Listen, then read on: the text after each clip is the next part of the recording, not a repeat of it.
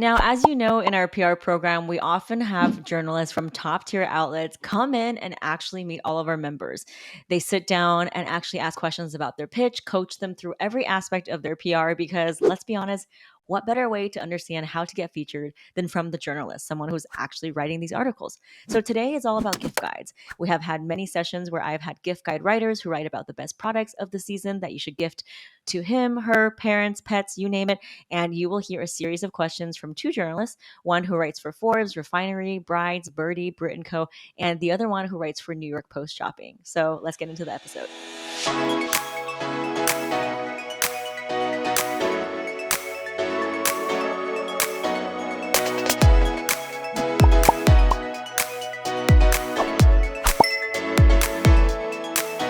Is there a capacity to conduct pre-sales with gift guides? I have a product that won't arrive in the US until early next year. I know in the past when we have just like placed products and gift guides or just our content in general, sometimes it was a pre-order.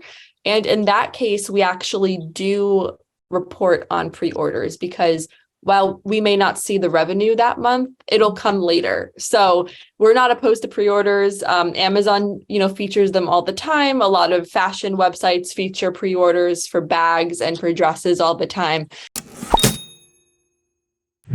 I'd love to pitch a gift certificate for a service. We love these types of things. We've covered like Sam's Club memberships. Groupon is really big for us. This is something that you should pitch for a last minute gift guide. I'm saying it right now. We love gift certificates, gift cards, all of those experiential gifts, especially Pilates. Like you can even pitch it for Q1 and last minute and get like 2 angles knocked off your pitch off the bat because Pilates is super big, especially in January. And I think even looking to the market of like Pilates reformers, like if you type in best Pilates reformers or best Pilates workout gear or best fitness equipment, you can even reach out to those editors and, maybe ask to weave in the gift certificate into that evergreen article. There are just so many, I love this question because I'm already thinking of ideas. How important are detailed data, statistics of some sort in the pitch? I receive a lot of emails that are mostly just statistics and no product or service. So for those pitches, to be honest, I just delete those because there's no product and I report on products and services. Something like that would be better suited for a features team or someone that covers more of the news.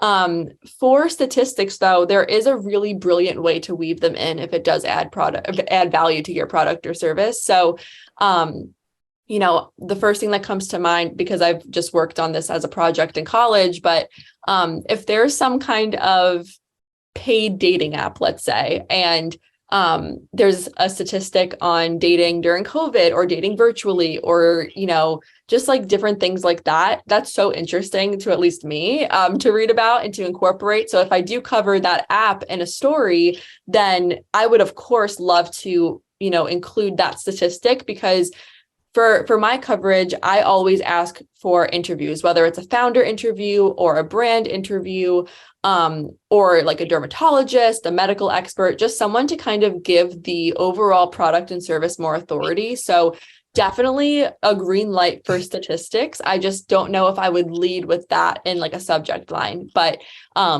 I would say like keep the statistic pretty concise. And then if there's like an additional 1-pager that has more information, that's probably the best way to go about it, because then I can just read about it if there's, further interest.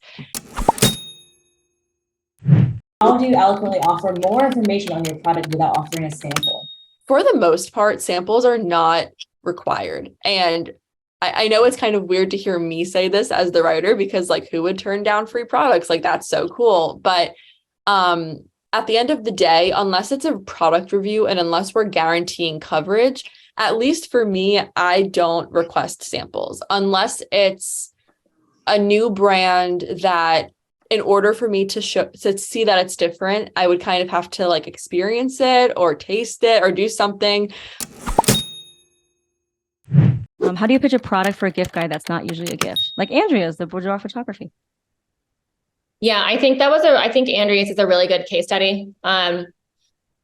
I think the most important thing is like get out of your own founder entrepreneur head and imagine that you're the reporter on the other side who has no idea what you're doing and who might be like, why would you give a chair as a gift? But if it's this like amazingly special chair that for whatever reason is so spectacular for whichever holiday, then there's a way that it makes sense. But I think Andrea's case study is really like a good descriptor of that. Yeah. And that's why I think what Andrea pitched is like for Valentine's Day, for self-love, like that makes a lot more sense than maybe like another holiday. Because there is this, self-love movement and kind of, sex positive movement that's going on. So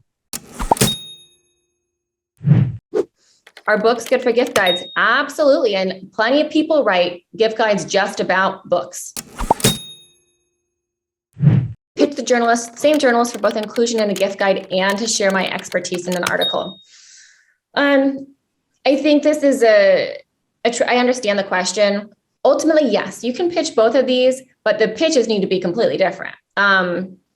If you're pitching a gift guide, pitch to that gift guide.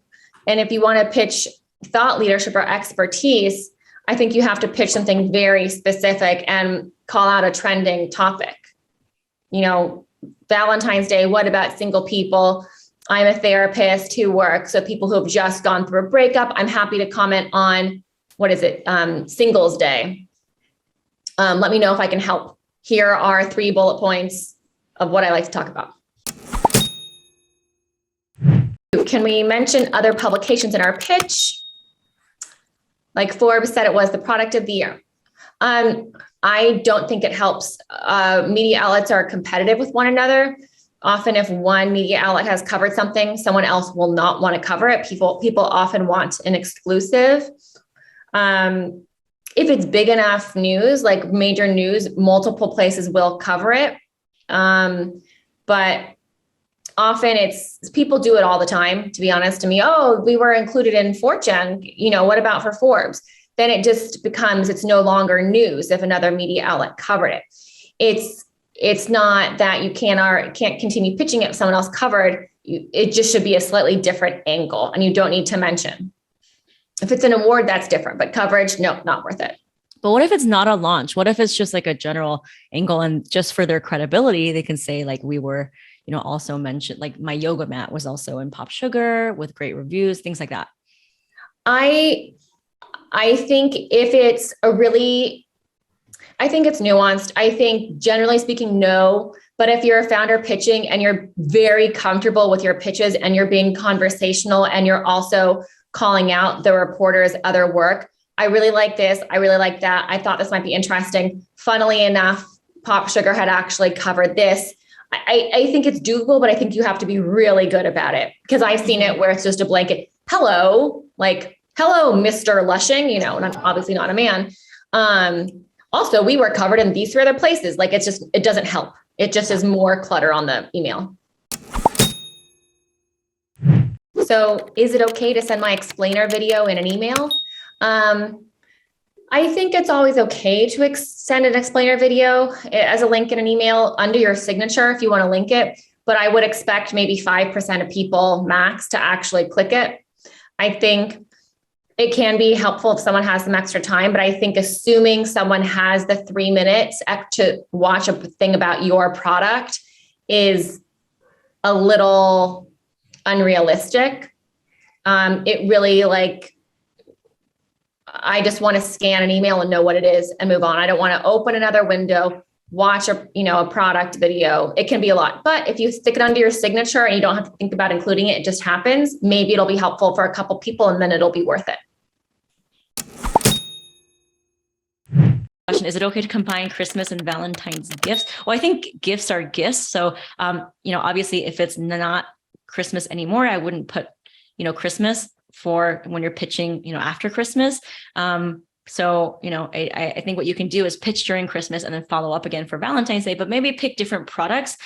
Because, when I think of Christmas, I think of maybe different standout items and Valentines and Galentines and things like that. So that's what I mean by, you can definitely pitch gifts generally, but do it intentionally and think about what is it that people want, because what people want for Christmas might be different for Valentine's Day, and that might be different for Mother's Day, right? And only you know that because you know what your customers are clicking on. You have that data.